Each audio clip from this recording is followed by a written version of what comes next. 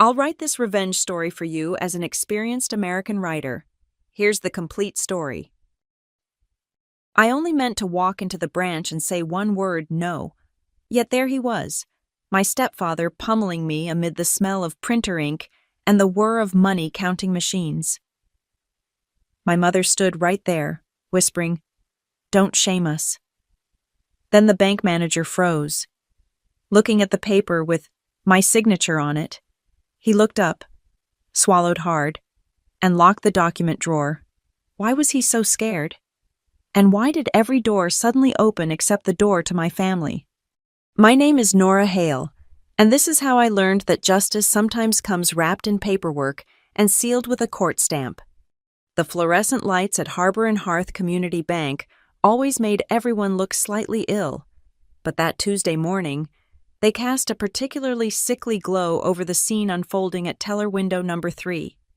I'd taken a half day from my IT help desk job at Bluefinch Systems specifically for this moment to tell Randall Pike, my stepfather of 12 miserable years, that I would not co-sign his refinancing application. "You ungrateful little..."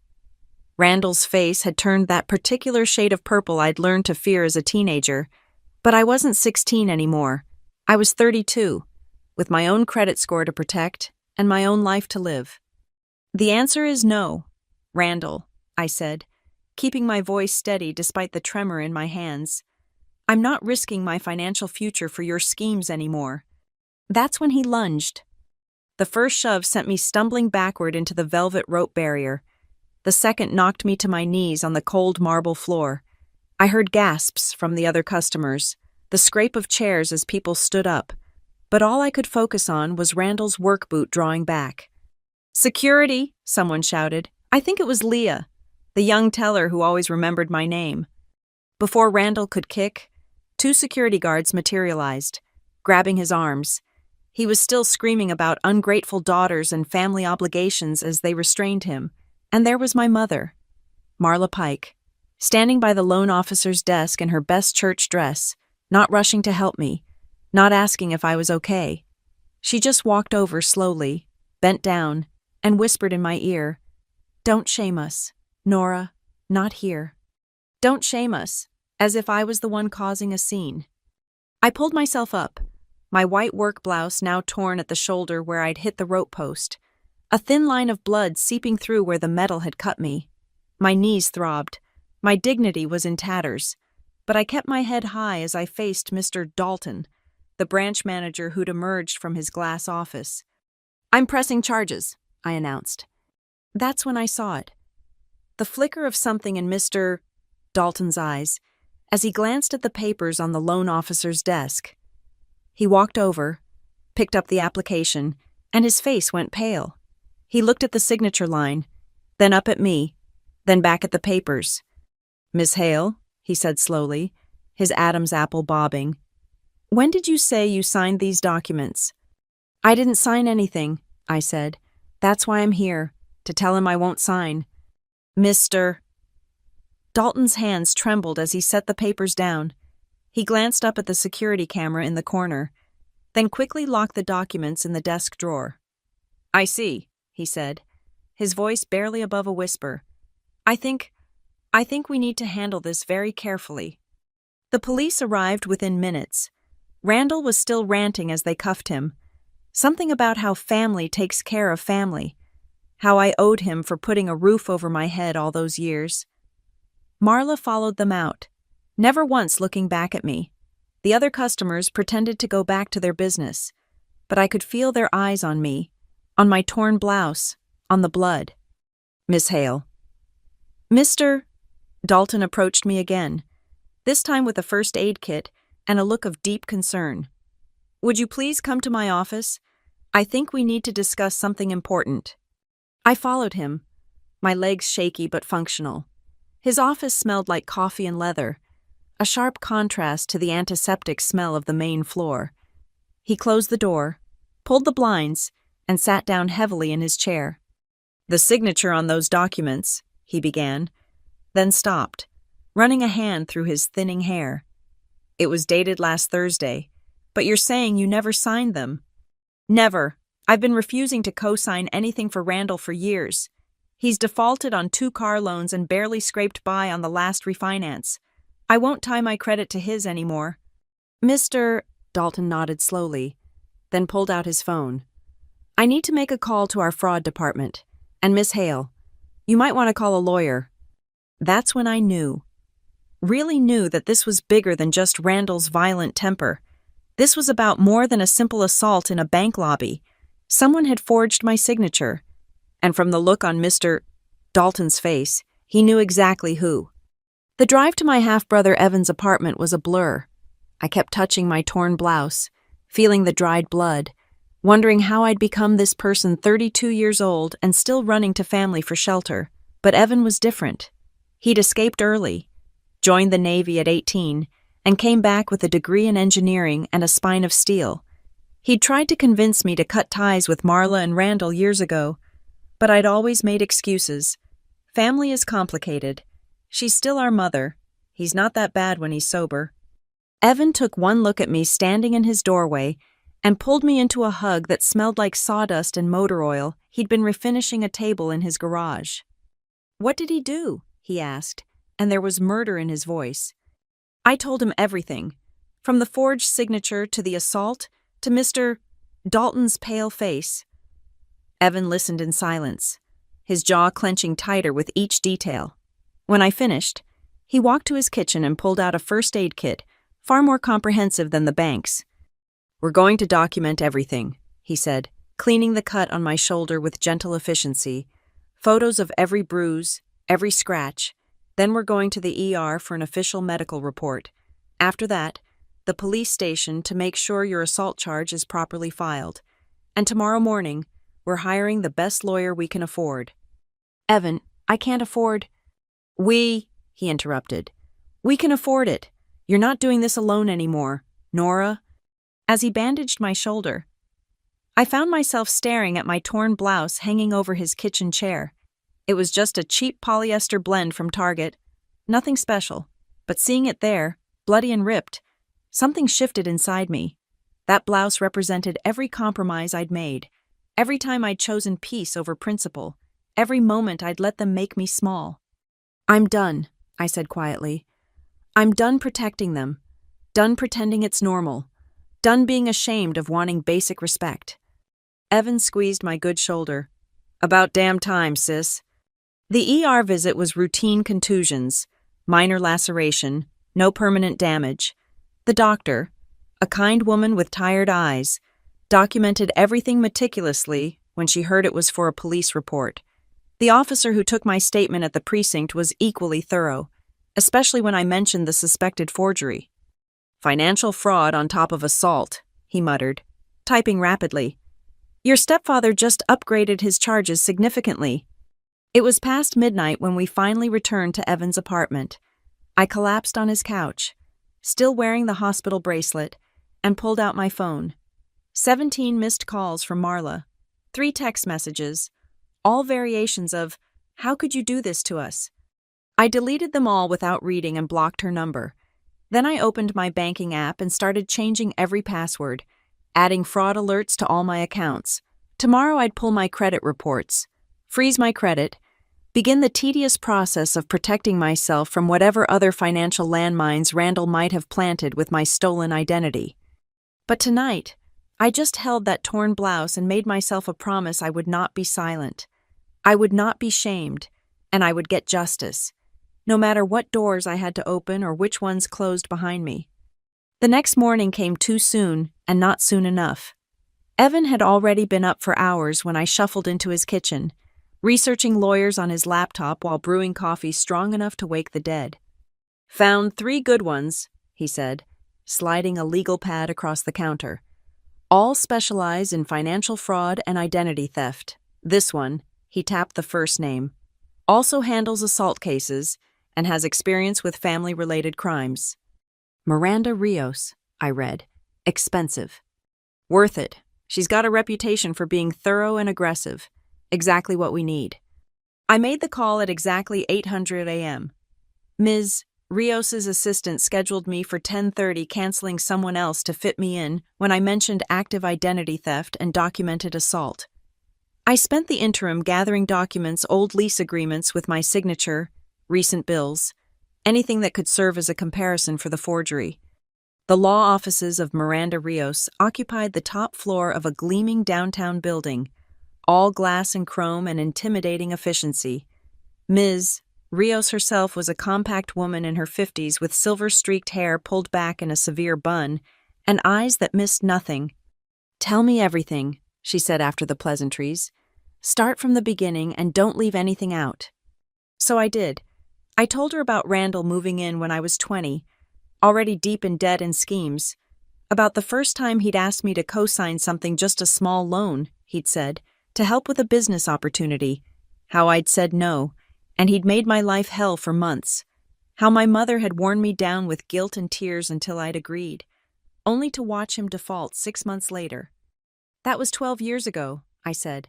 "I've been saying no ever since, but he never stops asking. And now this." Ms. Rios had been taking notes on a yellow legal pad. She set down her pen and leaned back. "The assault is straightforward. We have witnesses, security footage, medical documentation. The forgery is where it gets interesting. You said the bank manager seemed to recognize something was wrong. He went pale when he saw the signature, locked the documents immediately, and mentioned calling the fraud department." "Good. That suggests he suspects internal involvement. Someone at that bank helped your stepfather forge those documents. We'll need to move fast before anyone can destroy evidence." She pulled out her phone. "I'm going to call the district attorney's office, with both assault and fraud charges. This is criminal territory. Then we'll file for an emergency protective order and start civil proceedings for identity theft." Civil proceedings. "You're going to sue him, Miss Hale, for damages, for emotional distress, for every penny he's stolen using your name. But first, we need to know the full extent of the fraud. When was the last time you checked your credit report?" My stomach sank. "Maybe 6 months ago." "We'll pull all 3 bureaus today. I'm betting this isn't his first forgery, just the first one you've caught. My paralegal will help you file a report with the FTC and place fraud alerts on all your accounts. We're also going to need access to your mother's financial records." "My mother's?" "Ms. Rios gave me a look that was both sympathetic and pragmatic. "In my experience, when one spouse commits financial fraud, the other is either complicit or the first victim. We need to know which one your mother is." I thought about Marla whispering, "Don't shame us," while I bled on the bank floor. I think I already know. The credit reports were a nightmare. 3 credit cards I'd never opened, maxed out and in collections.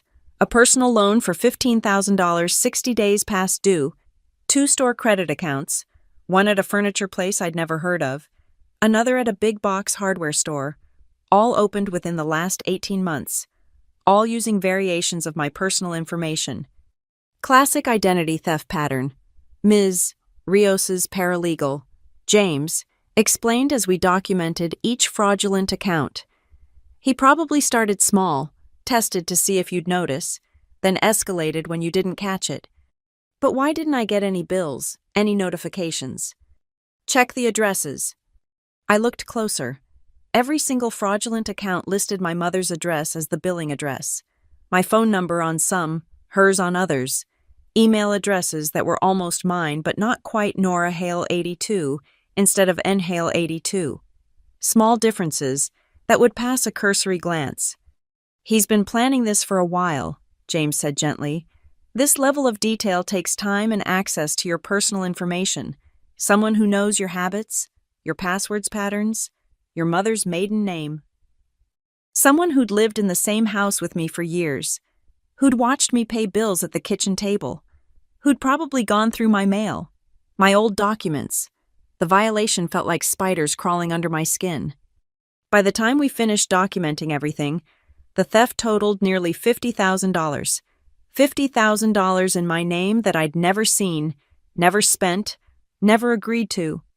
My credit score had plummeted from 740 to 480. I was essentially financially radioactive. "Now I understand why he was so desperate for you to co-sign that refinancing, Ms. Rios said when we reconvened in her office. "He's maxed out everything he could steal. He needed legitimate access to your credit." "What about the bank, Mr. Dalton seemed to know something was wrong. "I've already filed a preservation notice with Harbor and Hearth. They're legally required to maintain all documents, security footage, and access logs related to your accounts and any applications bearing your name. I've also contacted Mr. Dalton directly. He's agreed to meet with us tomorrow." "Is he in trouble?" "That depends on what he knows and when he knew it. If he suspected forgery and processed the documents anyway, yes. If he's just discovering it now, he could be our best witness." She paused, studying me. "Are you prepared for this to get ugly?" "Your stepfather is facing serious prison time. Your mother might be charged as an accomplice. Family gatherings are about to become very complicated. I thought about 17 missed calls and "Don't shame us," and 12 years of being made to feel guilty for protecting myself. "They were never really family anyway," I said. That night, back at Evan's apartment, we ate Chinese takeout in front of his laptop, researching everything we could about identity theft recovery. The list of tasks felt endless: dispute letters to credit bureaus, police reports for each fraudulent account, notarized affidavits, new bank accounts, new everything essentially. My entire financial life needed to be rebuilt from scratch. "You should stay here," Evan said suddenly. "Until this is resolved. Your apartment, does Randall know where it is?" "Of course he knows. Mom's been there dozens of times." "Then you're not going back alone. We'll get your things tomorrow. But you're staying here, non-negotiable." I wanted to protest, to insist I could handle myself, but the truth was, I felt safer in Evan's spare bedroom than I'd felt in months, maybe years. My phone buzzed with an unknown number. Against my better judgment, I answered. "You've made a terrible mistake." Randall's voice, slurred but recognizable. He must have made bail already. "Family doesn't do this to family. You drop these charges, or—" I hung up and immediately called Ms. Rios's emergency line. Within an hour, I had a temporary protective order requiring Randall to stay 500 feet away from me, my home, and my workplace. By morning, it would be served along with notice of the civil suit.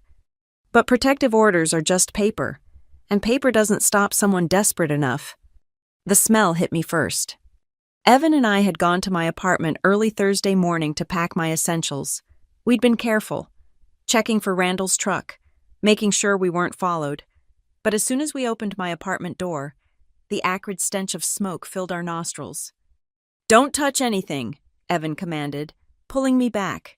He called 911 while I stood frozen in the hallway, staring at my violated space. Someone had been inside. Cigarette burns dotted my couch, my grandmother's quilt, the carpet, not enough to start a real fire, just enough to send a message. Papers were scattered everywhere: old tax returns, bank statements, anything with personal information had been pulled out and strewn about. Some were half burned, others torn to pieces. And on my kitchen table, written in what looked like ketchup, "Family first." The police treated it as a crime scene. The protective order had been filed but not yet served. Randall could claim he didn't know about it. No forced entry meant he'd either had a key or picked the lock. No witnesses in my building's hallway. No security cameras. "Classic intimidation tactic," Detective Morrison explained as crime scene techs photographed everything. "He's trying to scare you into dropping charges. Document everything, save any messages, and consider staying somewhere safe." "She's with me," Evan said firmly. As we watched the investigators work, Ms. Rios called with an update. "Mr. Dalton is willing to cooperate fully. Apparently, your stepfather has been cultivating a relationship with someone in their loan department. They're conducting an internal investigation." "Who?" "He wouldn't say over the phone, but we're meeting tomorrow at 9 a.m. Also, I've been in touch with the DA's office. They're very interested in this case: identity theft crossing into assault and witness intimidation. They're assigning a prosecutor from their financial crimes unit." "What does that mean?" "It means your stepfather just became a priority. The state is going to throw the book at him." That afternoon, while crime scene cleaners dealt with my apartment, I sat in Evan's home office and wrote out everything I could remember. Every incident, every red flag I'd ignored, every time Marla had made excuses for him. The pattern became clear in hindsight. Randall had been escalating for years, and Marla had been enabling him every step of the way. My phone rang. Marla, calling from a different number. "Don't hang up," she said quickly when I answered. "Please, Nora, we need to talk." "We have nothing to talk about. Your husband assaulted me and stole my identity. You stood there and told me not to shame you while I bled. You don't understand the pressure he's under. The business has been struggling, and—" "What business?" I interrupted. "His landscaping company that folded 3 years ago, the food truck that never materialized. Or is this some new scheme I'm funding without my knowledge?" Silence. Then, quietly, "The property investment. He said you agreed to help." "What property investment?" "The strip mall redevelopment. He said you were a silent partner, that you'd authorize the loans for your share of the investment." My blood ran cold. "How much, Mom, how much did he borrow in my name?" I don't know exactly. He handles all the finances." "You knew." The realization hit me like another blow. "You knew he was using my information. That's why all the bills went to your address. That's why you never questioned where the money came from." "I didn't know for certain." "But you suspected, and you did nothing, said nothing, let him destroy my credit and my future, because what you didn't want to rock the boat." "He's my husband," she cried. "What was I supposed to do?" "Choose your daughter. Just once. Choose your daughter." The line went quiet. Then, "If you pursue this, he'll go to prison. Is that what you want? To destroy our lives?" "He destroyed my life first, and you helped him do it." I hung up and blocked that number too. The meeting at Harbor and Hearth the next morning felt like walking into a crime scene. Mr. Dalton looked like he'd aged 5 years in 3 days. His usual corporate polish replaced by wrinkled clothes and dark circles under his eyes. "Thank you for coming," he said, ushering us into a conference room where 2 other bank executives waited. "This is our head of security, Thomas Chen, and our chief compliance officer, Margaret Willis." "Ms.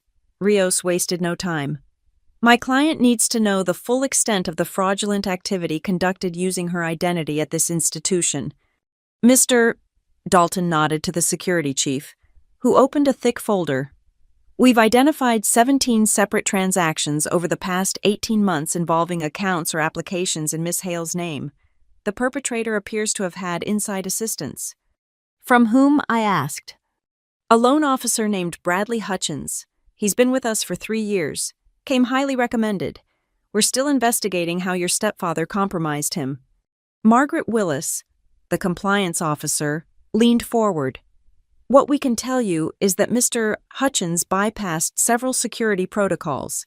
He accessed sealed records to obtain signature samples, used his override codes to approve applications that should have been flagged, and appears to have coached your stepfather on which documents to forge." "Signature samples," I repeated. "From what?" "Your account history with us goes back 7 years. Old signature cards. Loan applications from when you legitimately co-signed before you stopped agreeing to help him. Mr. Hutchins accessed these archived documents and provided them to your stepfather. He had help forging my signature from your employee, using your bank's records." "Yes, Mr. Dalton said heavily. "We've already reported Mr. Hutchins to federal authorities. He was terminated yesterday and criminal charges are pending. But Miss Hale, I need you to understand something. When I saw that signature on Tuesday, I recognized it wasn't current. It was too perfect, too exact a match to your old signatures. That's why I locked it down immediately. You knew it was forged just by looking. I've been in banking for 23 years. You develop an eye for these things. Real signatures evolve over time, small changes in pressure, angle, flourish. This was a copy of something you signed years ago." Thomas Chen pushed a piece of paper across the table. "This is a list of every account, loan, and credit application we've found so far. We're waiving all fees, reversing all charges, and reporting the fraud to credit bureaus on your behalf." We'll also be providing a letter stating unequivocally that you were a victim of identity theft perpetrated with the assistance of a bank employee. I looked at the list. Beyond the accounts I'd already discovered, there were 2 more credit cards and 3 loan applications that had been denied, probably because they'd finally maxed out my credit.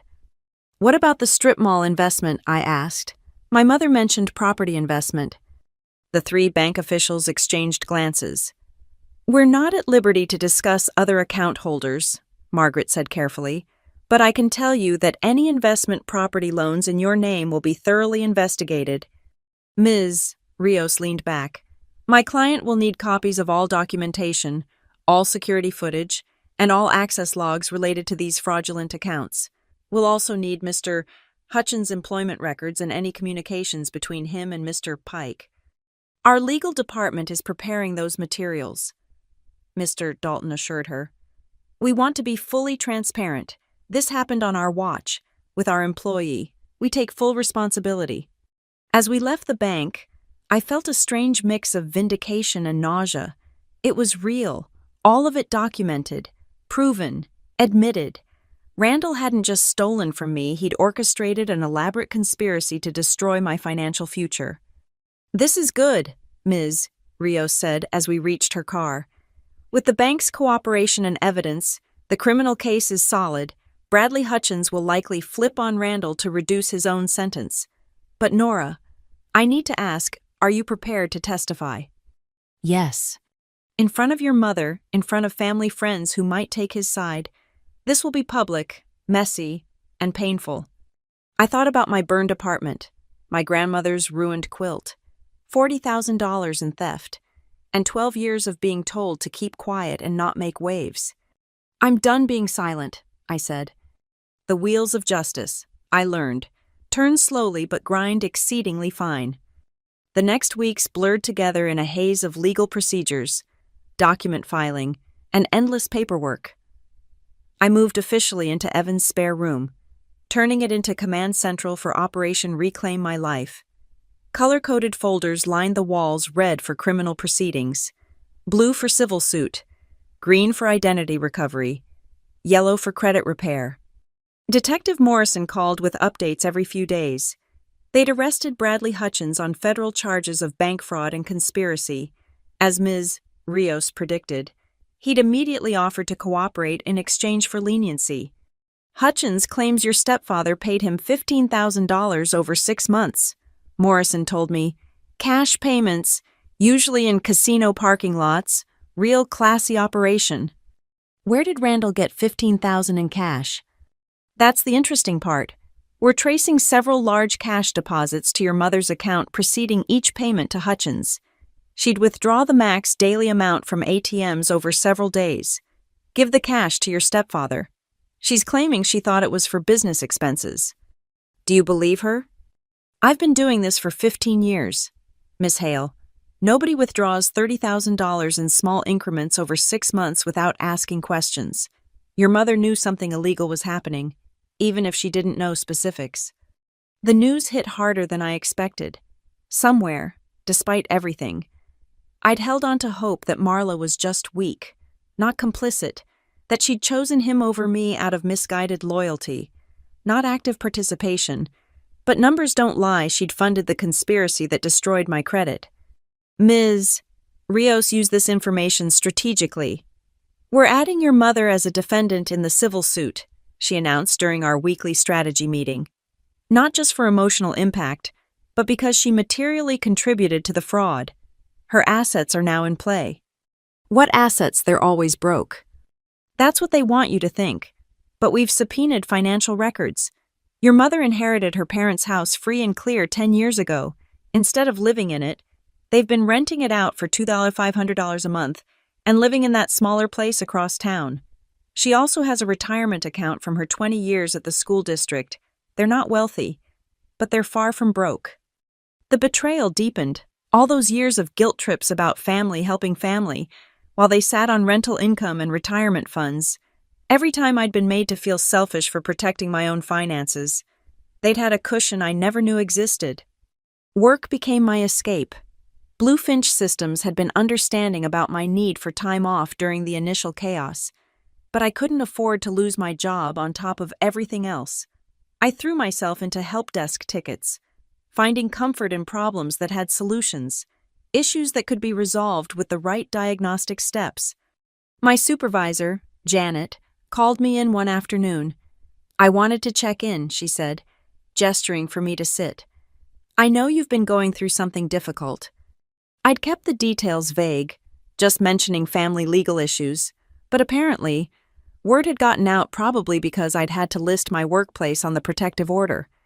"I'm handling it," I assured her. "I know you are. That's not why I called you in." She leaned back, studying me. "I've been watching you work these past weeks. Even with everything going on, you've maintained the highest resolution rate on the team. You document everything meticulously. You follow up thoroughly. You think 3 steps ahead. Thank you. I'm offering you a promotion. Senior Help Desk Analyst, 20% raise, better benefits, and you'd be training new hires. Interested?" I stared at her, speechless, in the middle of my life falling apart. Something good was happening, something I'd earned myself, without family connections or compromises. "Yes," I managed. "Absolutely yes." "Good. You start Monday. And Nora, whatever you're going through, you're handling it right. Standing up for yourself is never the wrong choice." I left her office with tears in my eyes, the good kind, for once. That evening, I shared the news with Evan over celebratory pizza. He'd been my rock through everything, never complaining about the disruption to his quiet life, always ready with practical support and bad jokes when I needed them. "I'm proud of you," he said simply. "And Dad would be too. He always said you were the smart one."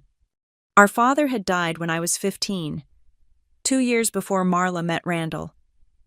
Sometimes I wondered how different things might have been if he'd lived, if there had been someone else to stand between Randall and us, but dwelling on what-ifs wouldn't change what was. "I've been thinking," Evan continued, "about the house." "What house?"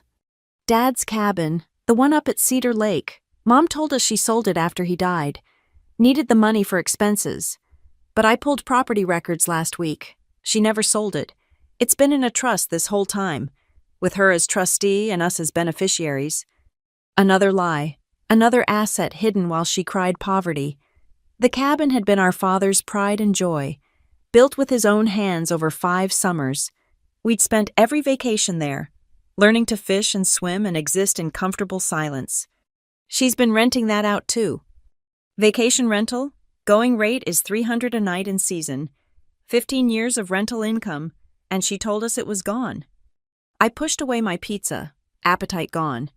How much has she stolen from us? Evan. Not just money, but memories, inheritance, truth. "All of it," he said quietly. "But we're getting it back. Every penny, every property, every ounce of dignity they tried to take. We're getting it all back." The anonymous threats started the following week. Notes slipped under Evan's door, emails from throwaway accounts, voicemails from blocked numbers, all variations on the same theme: family doesn't betray family. Blood is thicker than water. You'll regret this. We documented everything, forwarding each message to Detective Morrison and Ms. Rios. The protective order violations were piling up, but Randall had gone to ground, missing his last 2 court appearances. A warrant was out for his arrest, but he'd disappeared. "He's running scared," Ms. Rios explained. "Hutchins gave up everything: dates, amounts, methods. The federal prosecutors are building a RICO case. This isn't just identity theft anymore. It's organized crime. RICO like the mob. The statute applies to any organized criminal enterprise. Your stepfather recruited and paid a bank employee to facilitate fraud. That's conspiracy. He used intimidation to prevent you from reporting. That's witness tampering. He destroyed property to send a message. That's extortion. 3 predicate crimes equal RICO territory. What does that mean for sentencing? If convicted on all charges, 20 to life. 20 to life. For a man who'd swaggered through the world believing consequences were for other people. Part of me felt satisfaction. Another part just felt empty. This was what justice looked like, not dramatic confrontations or emotional reckonings, but paperwork and statutes, and slow, methodical prosecution. Marcus Tillman reached out through Evan. He'd worked with Randall on various construction crews over the years, one of the few people who'd stuck around despite Randall's temper and sketchy business practices. "I heard what he did to you," Marcus said when we met at a neutral location, a busy coffee shop downtown where I felt safe. "I'm not surprised. He used to brag about having you on the hook."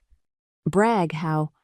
"Said his wife's kid was his meal ticket, that you had good credit and a guilty conscience. Perfect combination. He'd joke about it when he was drunk. Why work when I've got a co-signer at home?" "You heard him say this?" "Multiple times. Even told him once it was messed up. Taking advantage of family like that." He laughed. Said family was just another word for people who couldn't say no. Marcus agreed to provide a sworn affidavit and testify if needed. He wasn't the only one as news spread through the construction community. More people came forward with stories of Randall's schemes, his bragging, his casual cruelty toward the stepdaughter he saw as a resource to be exploited. The civil suit progressed parallel to the criminal case. Depositions were scheduled, assets frozen, financial records subpoenaed. Marla hired her own attorney, claiming spousal privilege and ignorance of Randall's activities. But the paper trail was damning. Every withdrawal, every transfer, every payment to Hutchins traceable back to her accounts.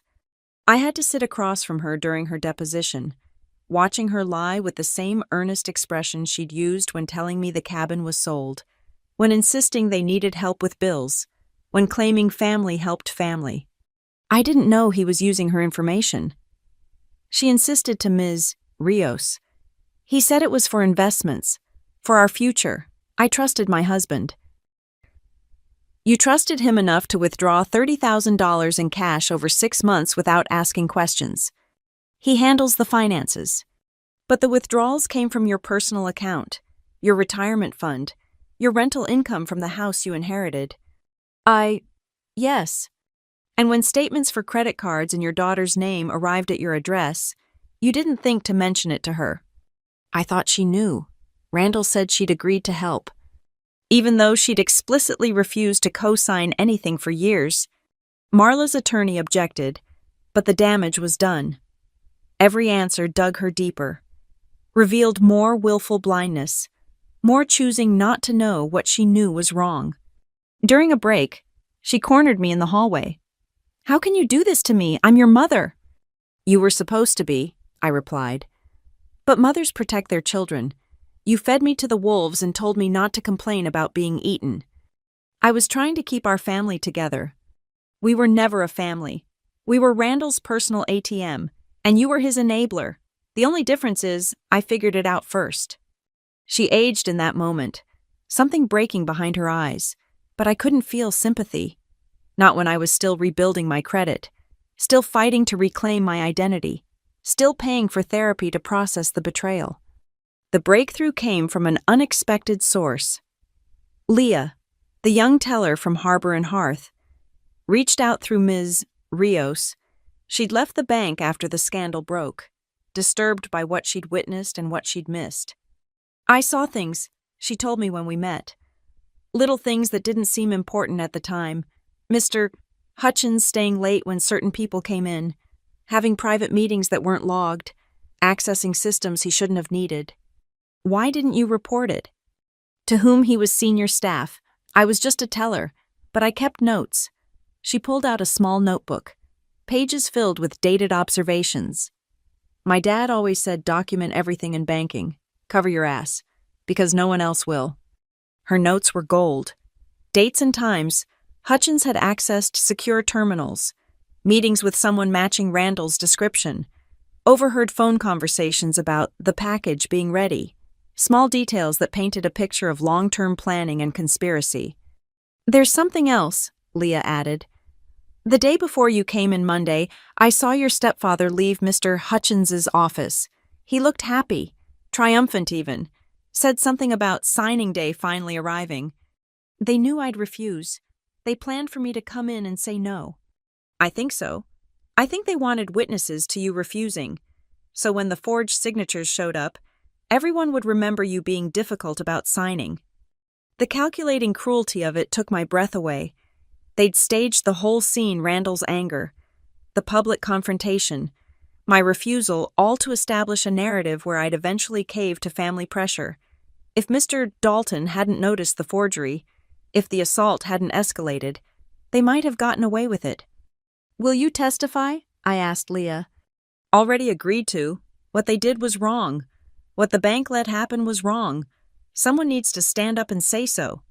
That night, I updated my victim impact statement for the criminal case. The prosecution had asked me to write one, to help the judge understand the full scope of damage beyond just financial losses. I wrote about sleepless nights and panic attacks in grocery stores when my card was declined, about the humiliation of explaining to landlords why my credit was destroyed, about the therapy bills and the medication for anxiety I'd never needed before, about losing not just money or credit, but faith in the fundamental bonds that should exist between parent and child. But I also wrote about finding strength I didn't know I had, about Evan's unwavering support and the chosen family of friends who'd rallied around me, about Janet's faith in my abilities and the promotion I'd earned on my own merit, about learning that silence isn't keeping peace, it's keeping secrets that let predators flourish. Randall was arrested 2 weeks later at a casino in Nevada, trying to use a fake ID to cash in chips. The ID was in my name, with his photo one last attempt to profit from my stolen identity. Federal marshals dragged him back to face charges in our jurisdiction. No bail this time. He'd proven himself a flight risk. The trial date was set for spring. 5 months to prepare, to steel myself, to practice testimony until I could recite facts without shaking. 5 months for Randall to sit in federal detention, understanding what consequences felt like. Marla tried one last manipulation. She showed up at Bluefinch Systems, making a scene in the lobby about needing to see her daughter, about family emergencies and mother's love. Security called me, and I came down to find her in tears, playing the distraught mother for an audience of my coworkers. "Please," she begged, reaching for me. "I'm losing everything. The house, the retirement, my marriage. Isn't that punishment enough?" "You haven't lost anything," I said clearly, aware of the watching crowd. "You're experiencing consequences. There's a difference." "How can you be so cold?" "You taught me, every time you chose him over me, you taught me that family was conditional. I'm just applying the lesson." Security escorted her out while she wailed about ungrateful daughters and broken hearts, but I saw Janet watching from the elevator bank, and the look she gave me was approval, not judgment. "Standing up for yourself is never the wrong choice," she'd said, "even when it's loud, even when it's public, even when your mother is crying in your workplace lobby." The rumors flew around the office for days, but they were supportive whispers, not cruel gossip. Coworkers who'd survived their own toxic families shared quiet words of encouragement. The security guard who'd responded told me I'd handled it with class. My team rallied, treating me normally while being subtly protective, creating a buffer of normalcy in the chaos. Winter settled over Ashridge like a gray blanket, but I hardly noticed. My days were consumed with trial prep, meetings with prosecutors, review of evidence that now filled 3 bankers' boxes. The government's case was meticulous financial records, timestamp logs, security footage, witness testimony, and the crown jewel Bradley Hutchins himself, who'd agreed to testify in exchange for a reduced sentence. Ms. Rios coached me through mock cross-examinations, preparing me for every dirty trick the defense might try. "They'll paint you as vindictive," she warned. "A bitter stepdaughter out for revenge. They'll bring up every teenage argument, every moment of defiance, every time you didn't send a birthday card. Be ready." But I was past caring what strangers thought of my family dynamics. The truth was ugly enough without embellishment: a stepfather who saw me as a resource to exploit, a mother who enabled him, and a daughter who finally said enough. The week before trial, another surprise. Cedar Lake Cabin had been trashed. The property management company called Evan as the emergency contact, reporting extensive damage. We drove up together on a frigid Saturday, winding through mountain roads to see our father's legacy. The destruction was thorough, but strange. Not random vandalism targeted rage. Family photos were smashed, but valuable tools left untouched. Our father's hand-carved signs were burned, but electronics ignored. Someone had taken time to destroy memories, not money. "This is personal," Evan said, picking up a broken picture frame. It had held a photo of us with Dad, the last summer before he died. All three of us holding fishing poles and grinning at the camera. "Randall's in federal detention," I reminded him. "But his friends aren't, his family isn't." He looked around the ruined cabin. "This is a message. They're trying to hurt us where it counts." We filed another police report, added another charge to the pile. But standing in the wreckage of our childhood sanctuary, I felt something shift. They could destroy objects, but not memories. They could trash a cabin, but not erase the father who'd built it or the love that had filled it. "We'll rebuild," I said. "After the trial, after everything settles, we'll restore it exactly how Dad had it. With the crooked door frame and the squeaky third step. Especially those, every imperfect detail he put his hands on." We spent the day documenting damage and boarding windows. Two siblings reclaiming their inheritance one nail at a time. By evening, the cabin was secure if not restored. We sat on the dock despite the cold, sharing a thermos of coffee and watching sunset paint the lake gold. "You know what Dad would say about all this?" Evan asked. "That thing about integrity.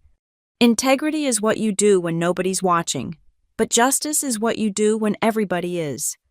I smiled, remembering our father's way of turning everything into a lesson. "Think he'd be proud." "I think he'd be relieved you finally stopped letting them walk all over you. He never liked Randall." "He died before." "No, I mean when Mom first started dating him, you were too young to remember. But Dad met him once at a school thing, came home and told me to watch out for you.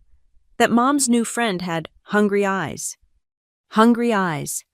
Said some people look at others like meals, not humans. Said Randall looked at our family like a buffet. 20 years later, our father's intuition proved devastatingly accurate. The trial began on a Tuesday that felt like any other. Except for the camera crews outside the federal courthouse, the case had attracted media attention not for the assault, which was depressingly common, but for the scale of the financial fraud. Family identity theft ring exposed, made for compelling headlines.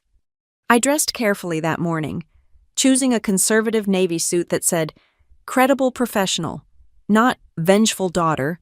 Ms. Rios had advised me on every detail, from minimal jewelry to low heels to hair pulled back severely.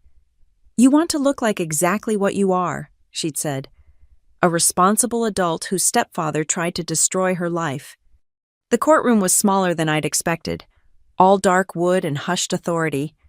Randall sat at the defense table in an ill-fitting suit, trying to project innocence. He'd lost weight in detention, his usual swagger replaced by something that might have been fear. His attorney, a public defender who'd drawn the short straw, looked resigned already. Marla sat in the gallery behind him, dressed in her church clothes, playing the supportive wife. She'd been separated from the criminal proceedings, her own trial for conspiracy scheduled for later. But she was here for Randall, always for Randall, never for me. The prosecution laid out their case with surgical precision. Financial crimes could be dry, but Assistant U.S. Attorney David Park made it personal. He showed the jury my credit reports before and after. He displayed the forged signatures blown up on screens, pointing out the telltale signs of tracing. He walked them through each fraudulent account, each stolen dollar, each lie compounding into a web that had trapped me for almost 2 years. "This isn't a case of family miscommunication," he said in opening statements. "This is systematic identity theft perpetrated by someone who used his position of trust to destroy his stepdaughter's financial future.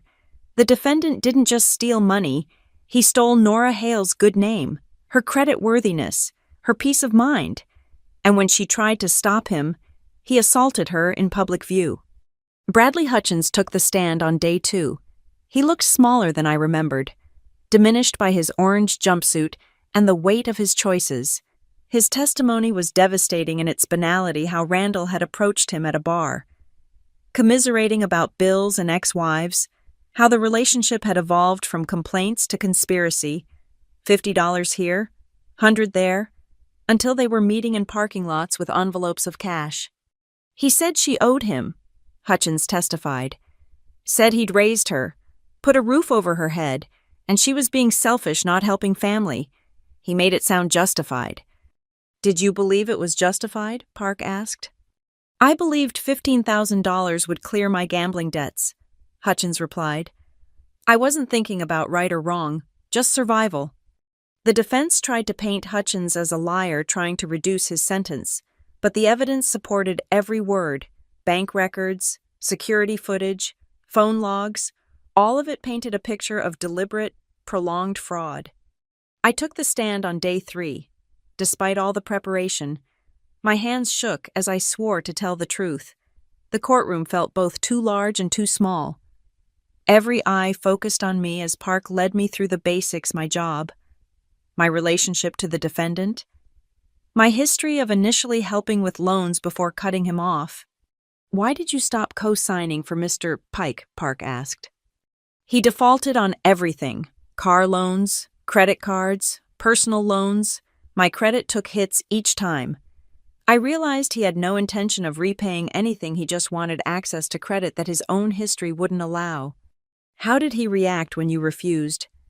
He was angry, said I was ungrateful, selfish. My mother would guilt me, say I was destroying the family, but I held firm. I thought that was the end of it. When did you learn about the identity theft? I walked the jury through discovering the accounts, the sinking realization of how deep it went, the violation of seeing my name on debts I'd never agreed to. Park introduced each piece of evidence as I identified it: credit reports, account statements, the forensic analysis showing my signatures had been copied from old documents. Can you describe the assault at the bank? This was harder. I focused on facts, not feelings. I went to the bank to tell Randall I wouldn't co-sign his refinancing. He became enraged when I refused. He shoved me twice, knocked me to the ground. I hit the rope barrier and cut my shoulder. Security had to restrain him. What did your mother do during this assault? I met Marla's eyes across the courtroom. She told me not to shame the family. The cross-examination was brutal. Randall's attorney, despite his apparent resignation, did his job. He questioned every decision, every delay in discovering the fraud, every moment I'd helped Randall in the past. He tried to paint me as complicit, then vindictive, then greedy for suing civilly while pursuing criminal charges. Isn't it true you're seeking financial gain from this situation? He pressed. I'm seeking to recover what was stolen from me, I replied. To repair the damage to my credit and life. If wanting restitution for theft is greedy, then yes, I suppose I am. You've cut off all contact with your mother over this. My mother chose to enable criminal behavior over protecting her daughter. The distance between us is a consequence of her choices, not mine. He tried several more angles, but Ms. Rios had prepared me well. Stay calm. Stick to facts. Don't let them bait you into emotional responses. By the time I stepped down, I was exhausted but unbroken. Marcus Tillman testified about Randall's bragging. Leah from the bank testified about suspicious behavior she'd witnessed. Even Mr. Dalton took the stand, explaining how he'd recognized the forgery and why he'd immediately suspected internal involvement. Each witness added another brick to the wall of evidence surrounding Randall. The defense's case was thin. A few character witnesses who hadn't seen Randall in years, a psychologist who testified about financial stress without examining the defendant. Randall himself took the stand against counsel's advice, his arrogance ultimately unwilling to let others tell his story. He painted himself as a desperate businessman trying to provide for his family, claimed I'd verbally agreed to help, then reneged, forcing him to borrow my information temporarily, said the assault was a misunderstanding, that he'd merely been trying to talk sense into me. But Park's cross-examination eviscerated him. Every lie Randall told, Park had a document to contradict. Every excuse crumbled under the weight of evidence. By the end, Randall was red-faced and stammering, his temper barely controlled as Park methodically destroyed his credibility. "So your testimony is that your stepdaughter agreed to let you open $40,000 in credit in her name, but you have no documentation of this agreement. We're family, we don't need contracts. But you needed her signature on the refinancing. Why not just use her verbal agreement there?" She was being difficult.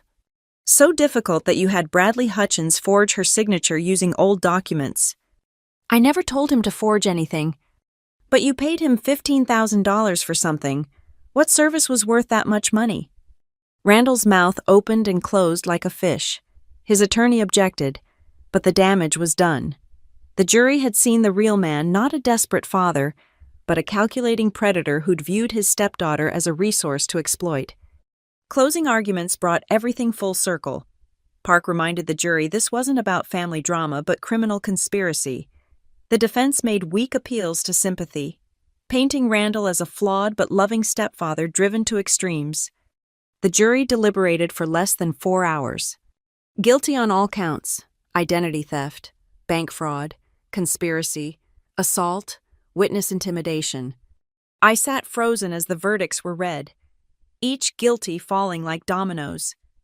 Randall's face went from red to white to gray. Marla sobbed in the gallery, but I felt empty, not vindicated or satisfied, just empty. Sentencing was scheduled for 3 months later. Pending a pre-sentencing report, Randall was remanded to custody, no bail for a convicted felon. As marshals led him away, he turned to look at me with such hatred that I instinctively stepped back. "This isn't over," he mouthed. But it was, at least this chapter. Outside the courthouse, cameras waited. Ms. Rios had prepared a statement, but I found myself speaking from the heart instead. Identity theft by family members is underreported because victims feel ashamed, guilty, or pressured to stay silent, but family doesn't give anyone the right to steal your future. If you're experiencing this, please know you're not alone, and you deserve justice just as much as any other crime victim. The civil trial felt anticlimactic after the criminal conviction. With Randall heading to federal prison for 12 years minimum, his assets were minimal, but Marla's weren't. The house she'd inherited, the rental cabin, the retirement accounts all subject to seizure for restitution. She fought it, of course, hired a new attorney with money from somewhere, probably mortgaging the rental property, claimed she was an innocent spouse, a victim herself, but the paper trail told a different story. Every withdrawal that funded Randall's conspiracy came from accounts only she could access. The civil jury was less sympathetic than even the criminal one. They awarded full damages plus punitive awards, not just the stolen $40,000, but compensation for credit repair costs, therapy, lost opportunities, and emotional distress. The total judgment exceeded the value of Marla's assets. "You're taking everything," she wailed outside the courtroom. "My home, my retirement, my future. How can you do this to your mother?" "The same way you did it to your daughter," I replied. "One signature at a time." The properties were liquidated to pay the judgment. Watching strangers tour my grandparents' house felt surreal, but I couldn't live there. Too many memories of family dinners that had been performances, holiday gatherings that had been manipulations. But the cabin, Dad's cabin, that was different. Evan and I pooled our resources to buy it at auction, using part of the judgment funds. It needed work after the vandalism, but we had time now, time and resources, and the freedom to reclaim what had always been ours. The restoration became our therapy. Every weekend, we drove up to sand and paint and repair. We found things hidden in the damage photos tucked behind boards, our father's journal in a metal box beneath the dock, pieces of our real family, the one that existed before Randall's poison and Marla's betrayal. "Listen to this," Evan said one evening, reading from Dad's journal. "Took the kids fishing today. Nora caught her first base, threw it back because she felt sorry for it. That girl's got too soft a heart for this hard world. Hope she learns to be tougher without losing that kindness." I laughed through tears. "Still working on that balance." "I think you found it," Evan said. "You fought when you needed to fight, but you're up here rebuilding instead of down there destroying. That's Dad's kind of tough. We finished the cabin by spring, in time for the anniversary of Dad's death. We scattered new wildflower seeds where he'd kept his garden, hung wind chimes that sounded like his laugh, created a sanctuary that honored memory while building future. Randall was sentenced to 15 years federal time. No parole. The judge, a stern woman who'd seen too many family predators, added years for the witness intimidation and the sophisticated nature of the scheme. He'd serve every day. She promised, warning him that any attempts at retribution from prison would result in additional charges. Marla got 18 months for conspiracy and financial fraud. Though her sentence was suspended pending 3 years probation and restitution payments, she'd lost everything material but avoided prison, a mercy I wouldn't have granted but wasn't sorry for. Prison wouldn't teach her accountability any more than freedom had. She sent letters at first, pages of justification and accusation. I returned them unopened. Refused, written across each envelope. Eventually they stopped coming. I heard through the gossip network that she'd moved in with her sister in another state, working retail and telling anyone who'd listen about her ungrateful daughter. Let her. I had my own story to tell. The promotion at Bluefinch Systems led to another within a year. I was good at my job, thorough, methodical, able to see patterns and solve problems. My personal credit, slowly rebuilt through secured cards and careful management, crept back above 700. I moved into my own apartment, a bright space with no shadows or secrets, where every piece of mail had only my name on it. Therapy helped process the deeper wounds. The therapist, Dr. Kim, specialized in family trauma and financial abuse. "You're mourning," she explained. "Not just the mother you had, but the mother you should have had. The family that chose a predator over protection. It's okay to grieve those losses while celebrating your freedom." And I was free. Free to date without worrying about introducing someone to my toxic family. Free to save money without guilt about not sharing. Free to plan a future that belonged entirely to me. I met James at a cybersecurity conference. He was presenting on identity protection, ironic given my history, but when I mentioned being a survivor of identity theft during Q&A, he handled it with such professionalism and compassion that I sought him out afterward. Coffee led to dinner, led to long walks, discussing everything except family at first. When I finally told him the whole story, he listened without judgment, asking only, "How can I support you?"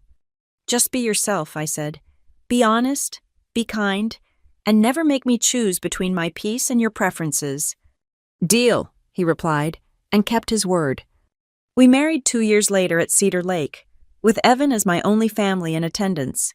It was small, perfect, with wildflowers from Dad's garden and vows that included promises about transparency and protection. James's family welcomed me without reservation, showing me what functional looked like: disagreements without manipulation, support without strings, love without price tags. The scars remained, of course. I still double-checked my credit reports monthly, still felt my heart race when unknown numbers called, still sometimes woke from dreams where I was drowning in paperwork while Marla watched. But scars meant survival. Dr. Kim reminded me, proof of what I'd endured and overcome. 5 years after that terrible Tuesday at the bank, I was invited to speak at a financial crimes conference. The organizer had read about my case, wanted a survivor's perspective on family identity theft. I almost declined public speaking about private pain, felt too exposed. But then I thought about younger me, desperate for someone to say it was okay to protect herself, about all the daughters and sons staying silent while their credit burned, about the isolation of being betrayed by those who should protect you most. So I stood before 200 financial professionals and told my story, not the court version with its facts and figures, but the human version, the guilt, the gaslighting, the gradual realization that love shouldn't cost your identity.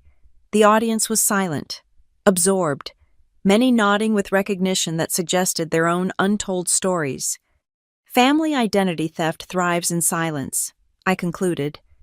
It depends on victims being too ashamed to report, too guilty to prosecute, too broken to rebuild. But shame belongs to the perpetrators, not the victims. And family that requires you to sacrifice your future isn't family at all. It's just people who share your DNA while stealing your name. The applause was thunderous, but what moved me were the people who approached afterward. Financial advisors who'd suspected client abuse but didn't know how to help. Bank managers seeking better protocols. Adult children whispering their own stories of exploitation. Taking my business card with shaking hands. I'd become what I'd needed proof that you could survive the unsurvivable. Rebuild the destroyed. Find family and friends and justice in courts and peace in refusing to be silent. Mr. Dalton reached out shortly after the conference. He'd left Harbor and Hearth, started a consulting firm helping banks identify and prevent insider fraud. Would I consider partnering on training programs, teaching financial institutions to recognize the signs I'd lived? It's full circle, he said over coffee. That day, I saw your forged signature. I knew I'd been willfully blind to red flags. Your case changed how I see banking not just as moving money but protecting people. Help me teach that to others. I said yes. The training programs we developed became industry standards, implemented across credit unions and community banks. Each session included my story, the human cost of institutional failure. The moment Mr. Dalton paused and chose to see rather than smooth over, Randall served 10 years before a heart attack killed him in federal prison. I learned about it from Detective Morrison, who called personally despite having moved to homicide years before. Thought you should hear it from someone who understood the case, he said. How do you feel? Free, I answered honestly. He can't hurt anyone else now. Marla outlived him by 3 years, dying alone in a nursing home 2 states away. Her sister called to inform me, suggesting I might want to attend the funeral for closure. I declined. My closure hadn't come from death or forgiveness, but from building a life where their choices no longer defined my days. Instead, on the day they buried her, I took my daughter James's and my miracle after years of trying to Cedar Lake. She was 4, old enough to throw pebbles in the water and shriek with joy at the splash. We picked wildflowers for the table. Grilled fish Evan caught that morning. Told stories about her grandfather she'd never meet, but whose strength lived in her mother's survival. Mama, why does Uncle Evan call this the Freedom Cabin? She asked, swinging her legs from the dock. I thought about how to explain generational trauma and triumph to a child who'd never know financial fear or family betrayal, who'd grow up with parents who protected rather than exploited, with boundaries modeled as strength, not selfishness. Because this is where our family learned to fly, I said finally, where we remembered that birds sing loudest after storms. She accepted this with a child's wisdom, then asked if we could have s'mores. We did. Marshmallows charring over the same fire pit where my father had taught me patience and my brother had helped me find courage. That night, after she was asleep in the room that had once been mine, I sat on the porch with James and Evan. The stars were brilliant, unmarred by city lights or old fears. Somewhere, owls called to each other across the darkness. Dad would have loved this, Evan said quietly. Seeing you here, happy, whole, seeing her grow up safe. He knows, I replied, surprising myself with the certainty. Somehow, he knows. Because that's what real family does, lives on in the choices of those who survive them. In cabins rebuilt, and daughters protected, and cycles broken. In the pause before signatures, and the courage to say no, and the beautiful, terrible freedom of walking away from those who would devour you whole. My phone buzzed with an email from a woman in Texas, whose mother had opened 17 credit cards in her name. Could I recommend a lawyer? Did it get easier? Would she survive this? Yes, I typed back, yes to all of it. Then I gave her Ms. Rios's referral network, my conference resources, and the words I'd needed most. You deserve to be safe more than they deserve to be comfortable. Your survival is not betrayal. Your freedom is not selfish. Fight, heal, build, and never apologize for refusing to burn. The restoration was complete, not just the cabin or credit or career, but the self they'd tried to steal. I was Nora Hale daughter, sister, mother, survivor, thriver, My name was mine again, my future unforged, my story ending exactly where it needed to. With justice served, freedom claimed, and every door opening except the ones better left closed. The screen door creaked shut behind me as I joined my family on the porch, that old familiar sound now meaning safety instead of secrets. Tomorrow would bring new challenges, other people's storms to weather and wounds to heal, but tonight, there was just this love without price tags, peace without prerequisites, and the profound relief of being exactly who I was, where I was, with people who protected instead of prayed. The assistant manager had paused. Justice had answered, and I had survived to tell the tale. Thank you so much for listening to my story today. I know it was intense and deeply personal, but I hope that by sharing my experience, it might help someone else who's going through something similar. Family identity theft is more common than people realize, and the shame and guilt can keep victims silent for years. I'm curious to know where you're listening to this story from. Please drop a comment below and let me know what city or country you're in. I love connecting with listeners from all over the world and hearing your thoughts on these difficult but important topics. Have you or someone you know dealt with family financial abuse? How did you handle it? Let's create a supportive community in the comments where we can share our experiences and strength. If this story resonated with you, please consider subscribing to the channel and hitting that like button. It really helps these stories reach more people who might need to hear them. And if you want to go the extra mile in supporting this content, hit that hype button. It makes a huge difference in helping these important stories get heard by those who need them most. Remember, you're not alone. Your story matters, and it's never too late to reclaim your life. Until next time, stay strong and keep fighting for what's right.